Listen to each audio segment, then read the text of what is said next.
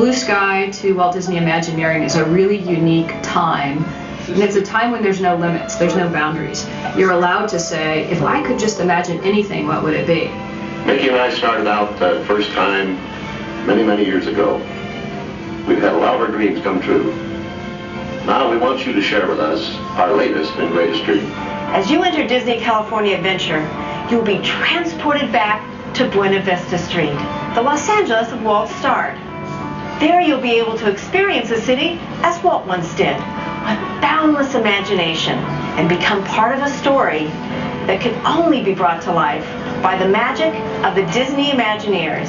Buena Vista Street at Disney California Adventure is a tribute to Walt arriving in California in the 1920s and 1930s.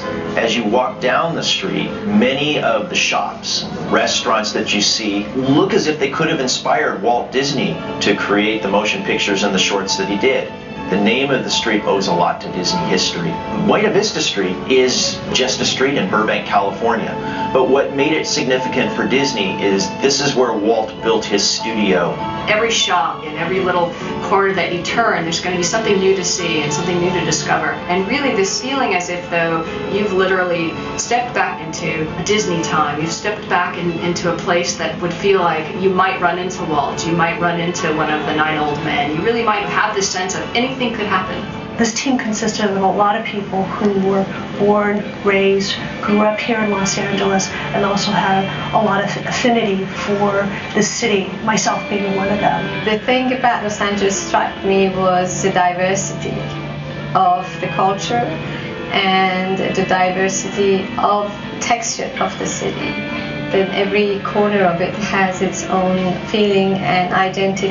For Buena Vista Street, I put 5 architects on the street. I said, you do this one, you do this one, you do this one, and we'll sort of have negotiations for our neighbors and make sure everybody gets along scale-wise, but that way it's going to give the street much more of an authentic feeling. We really worked hard to give each one of the shops a distinct identity, and so each shop has its own color palette and its own proprietor and its own story, and the interior designers were really, really critical in making sure that each little detail was correct.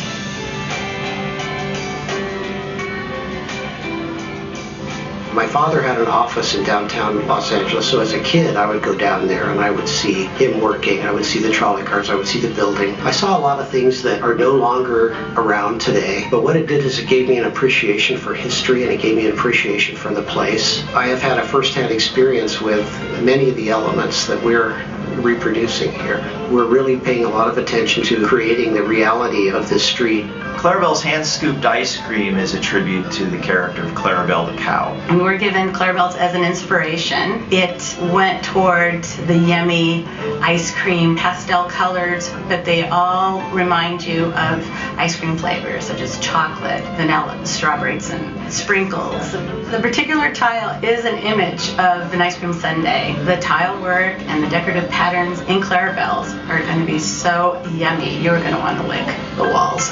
One of the things that was really important to the team as we began to look at this really immersive new main entrance was to provide an icon or a centerpiece that would really culminate your journey as you walk up the street. One of the things that kept resonating was the significance of the night that Snow White premiered. We realized that the Carthay Circle Theater was this incredible icon. Some people felt it was Walt's folly, some people felt that it would be a tremendous failure. A full-length feature animated film had never been made before. With Snow White and the Seven Dwarfs, he staked everything he had in his company on this animated feature. Even leading up to the night that Snow White premiered, everything was riding on that. Everything was hinging on that. No one knew. Really, the success of Snow White and the Seven Dwarfs made Walt Disney, the Walt Disney Company, and opened the door for the generations of excitement and joy that's been brought to people around the world. If it wasn't for that, none of this would be here. The whole journey of Walt Disney arriving in 1923 and then premiering Snow White and the Seven Dwarfs in 1937 was this incredible story of kind of going from rags to riches, of a man with a dream who made that dream come true. And so this building, this theater, really embodies that culmination of a dream.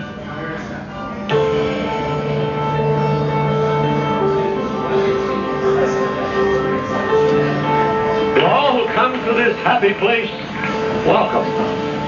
Disneyland is your land. Here age relives fond memories of the past, and here youth may savor the challenge and promise of the future. Disneyland is dedicated to the ideals, the dreams, and the hard facts that have created America, with the hope that it will be a source of joy and inspiration to all the world.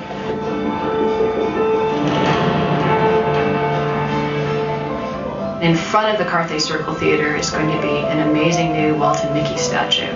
This is a Walt and Mickey just starting out in the late 1920s. Walt has just created Mickey Mouse, and they just have hopes and dreams and possibilities ahead of them. And that's what this statue represents. It represents the optimism, the hope, the promise, everything that Walt Disney had ahead of him and everything that California offers. We think that this statue sets the tone and really sets up the story for Disney California Adventure. As a child, when I was growing up, I used to watch Adventureland, and I couldn't wait because in Tehran I go and watch TV and see what is the Disney coming up next. But I really grew up with, like any other kids at the time, that the Disney culture was creating a new vision for kids.